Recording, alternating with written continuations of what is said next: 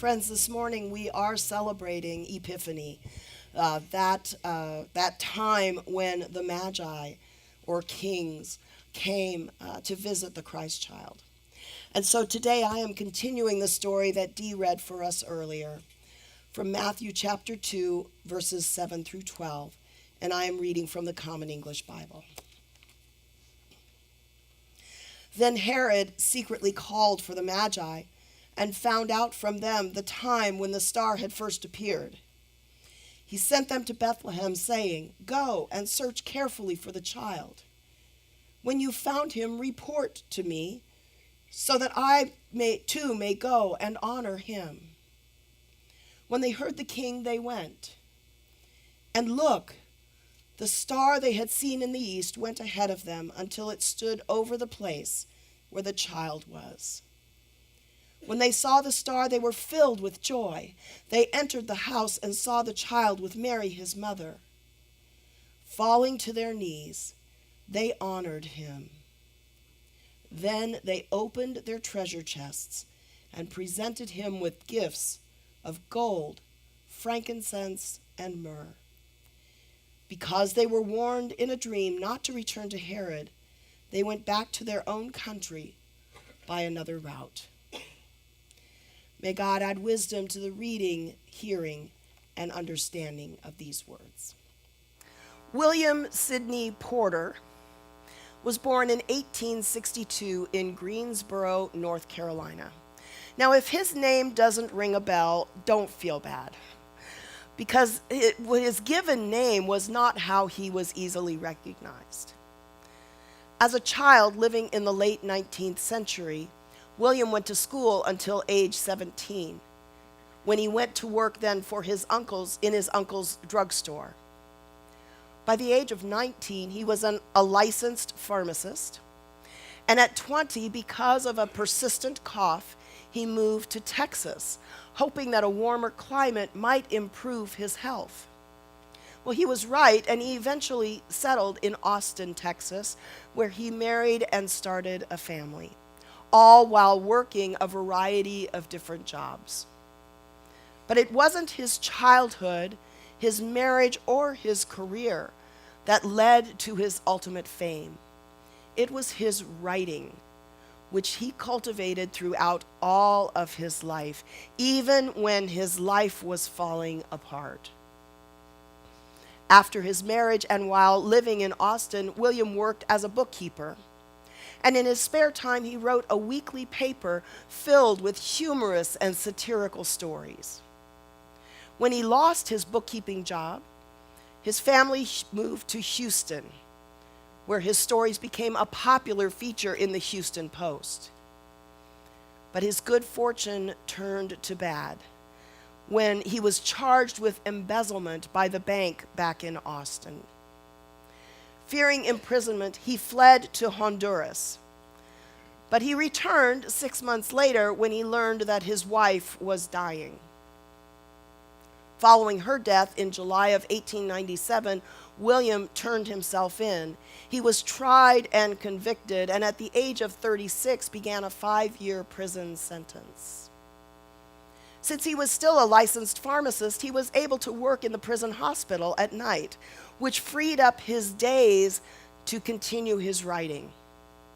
And his short stories, under the pen name O. Henry, became popular all over the country. After 3 years in prison, he was released on good behavior, and he moved to New York, where he continued to write and publish. In the years that followed, he wrote 381 stories full of wit and plot twists that were adored by his readers. Sadly, though, his newfound fame was cut short, because in June of 1910, at the age of 47, just 9 years after his release from prison, William Sidney Porter died, a penniless alcoholic. And the once creative and imaginative mind of O. Henry was no more. Thankfully, though, his stories lived on including one of his more popular tales called The Gift of the Magi. It's a story of a young couple named Jim and Della who were struggling to make ends meet. Yet they wanted to give each other the perfect gift at Christmas. But on Christmas Eve, when Della realizes that the small amount of money that she has won't even buy an imperfect gift, she sells her most prized possession, her knee-length long hair. And the $20 she receives for her hair is just enough for her to buy a handsome gold chain for her husband's gold watch, his prized possession that was passed down from his grandfather to his father and then on to him. When Jim arrives home with his perfect gift for Della, the irony of their choices becomes evident to the reader. Because just as Della had sold her prized possession, her beautiful long hair, Jim had also sold his, the gold watch that had been passed down. And he had sold that watch in order to buy for her a lovely set of tortoiseshell combs that she could have used to adorn her long hair. With their prized possessions gone, these new gifts were, in a word, useless. Now, on the surface, it appears that in their quest to buy the perfect gifts for each other, that both of them failed miserably. But instead of ending the story there with Jim and Della's perceived failures, O. Henry writes one of his classic twists. He writes, "The Magi, as you know, brought gifts to the babe in the manger. And here I have lamely related to you the uneventful chronicle of two foolish children in a flat, who most unwisely sacrificed for each other the greatest treasures of their house. But in a last word to the wise of these days, let it be said that of all who give gifts, these two were the wisest. Of all who give and receive gifts, such as they are wisest. Everywhere they are wisest. They are the Magi." So what did O. Henry mean by those words? More about that in a moment. As we heard in the scriptures, Magi came from the east to honor Jesus because they saw his star. Now, tradition calls them wise men or kings. And tradition even goes so far as to say that there were three, although we don't know how many there were. And an even later tradition gave them names and even made them saints of the church. But the scriptures are not that specific. In Matthew's gospel, we read that there were an unspecified number of nameless magi. And biblical scholars, after much consideration, believe they were probably Zoroastrian priests, members of a faith tradition that predated Judaism and was also practiced in ancient Persia. These priests were gifted at reading the stars, and they saw something in the sky that told them that a great king had been born in Judea. So they set out on their journey, maybe as far as 1,000 miles. That probably took months, maybe even years to complete. And near the end of their journey, they encountered King Herod in Jerusalem, who sent them to Bethlehem, where they found the child and worshiped him. They further honored Jesus with priceless gifts, gifts intended to honor royalty. First, there was gold, a costly metal, honoring his status as king. Then frankincense, a valuable perfume that was used in worship and as a symbol of divinity. And last, there was myrrh, an oil used for anointing or embalming. a foretelling of Jesus' death on the cross. Gifts like these were normally presented to a king, but they were also significant in this case because of Jesus' divine nature. But what we may not realize about these gifts that the priests brought was that they were also a sacrifice. If the Magi were indeed Zoroastrian priests who came all the way from Persia, as scholars believe, we can assume then that they traveled a great distance to get to Bethlehem. They journeyed for a very, very long time, riding on camels, no less. And although they were men of great financial means, there were no luxury hotels for them to stay in. And so they undoubtedly camped in the desert throughout their long journey. Not the most comfortable accommodations, right?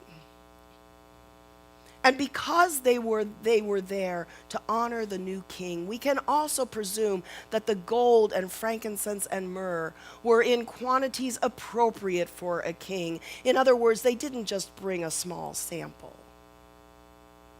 These gifts given to a deity were meant to be sacrificial. So the gifts of the Magi had to have been sacrificial. Just as God's gift to God's people, God's Son, was also sacrificial because he sacrificed himself on the cross to save God's people from sin and death. Likewise, my friends, we are called to be a living sacrifice for God. Reverend Tim Sullivan, founder of Workers Together with Him, an international Christian ministry, once wrote, "God showed us through the gift of God's Son that true love demands sacrifice. We cannot honestly say we love the Lord if we only serve God when it's convenient. We cannot say we love the work of God's church if we only give what we feel we can spare. We should not present our offerings to the King of Kings with the same reluctant attitude as when we hand over spare change to a beggar. We don't give because God needs it," he goes on. "We give because we know we need God. We present our gifts to the Lord because it's the right thing to do."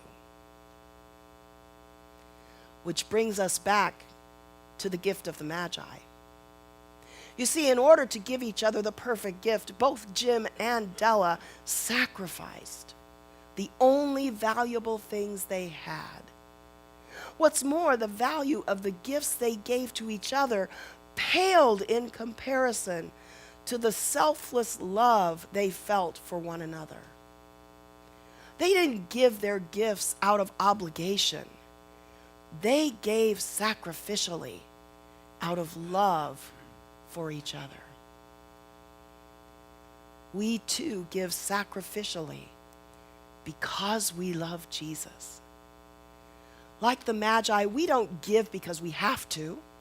We don't give in order to gain recognition. We give because we love God and we love God's people. We give because we love Jesus.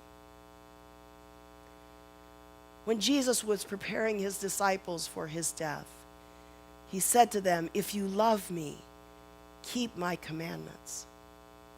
And do you remember what those commandments were? 2 of them: love God and love others, especially those less fortunate than ourselves. And how do we do that?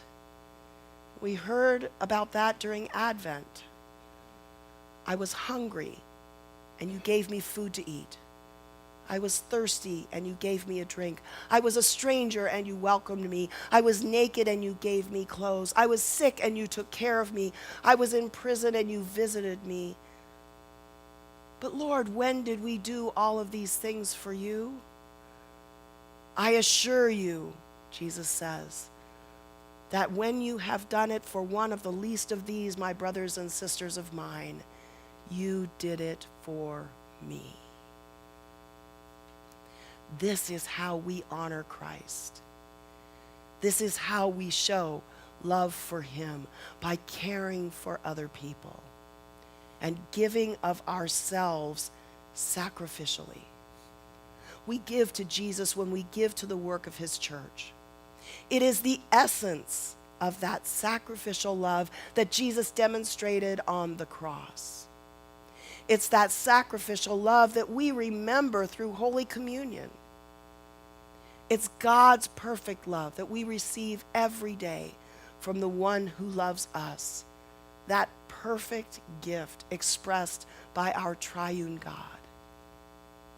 For that reason, we should honor him by sacrificing a part of who we are each day to care for God's people and to share the good news. May it be so.